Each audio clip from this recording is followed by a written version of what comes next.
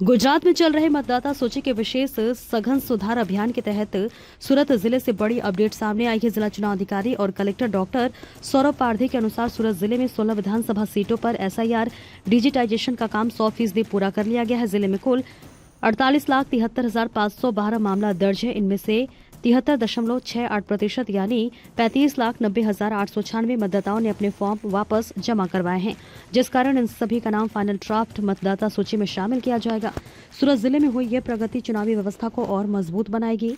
चुनाव विभाग का कहना है कि मतदाता सूची को अधिकतम सटीक और अद्यतन बनाने के लिए ये अभियान आगे भी जारी रहेगा। જાણીએ છીએ કે સ્પેશિયલ ઇન્ટેન્સિવ રિવિઝનની જે કામગીરી છે છેલ્લા 4 તારીખથી આપણે સતત જે આખું તંત્ર છે એમાં લાગેલું છે અને એમાં એક સારી કામગીરી આપણે જે છે સુરતમાં ઓલમોસ્ટ 100% સુધીની આપણી કામગીરી સુધી પહોંચી શક્યા છીએ। આજની પ્રેસ કોન્ફરન્સનો હેતુ એ છે કે 2-3 વસ્તુ હતી કે આપણે અત્યાર સુધી 73.65 જેટલા વોટર સુધીના ફોર્મ્સ આપણી પાસે પરત આવ્યા છે।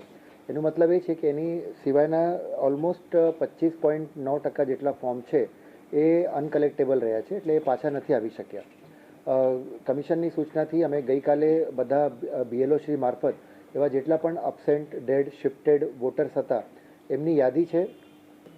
જો કે હું અહીંયા એ પણ મેન્શન કરવા માગું છું કે જો ડ્રાફ્ટ યાદીમાંથી નામ નીકળી પણ જાય તો પણ કોઈએ પેનિક થવાની કોઈ જરૂર નથી। એના પછી જ્યારથી ડ્રાફ્ટ રોલ પબ્લિશ થશે 16 તારીખથી આપણે જે બધા જ લોકો 6 નંબરના ફોર્મ્સ ભરી શકશે અને ફરીથી પોતાનું જે નામ છે એ યાદીમાં ચડાવી શકશે। બટ હિતાવહ એ છે કે અત્યારે જે 3 દિવસનો આપણી પાસે ટાઈમ છે એમાં જેટલા પણ પોતાનું નામ ચેક કરી લેજો અને જો એએસડી યાદીમાં સમાવેશ થતું હોય તો તમારા બીએલઓને સંપર્ક કરીને એ પોતાનું જે ફોર્મ છે એ જમા કરાવી દે।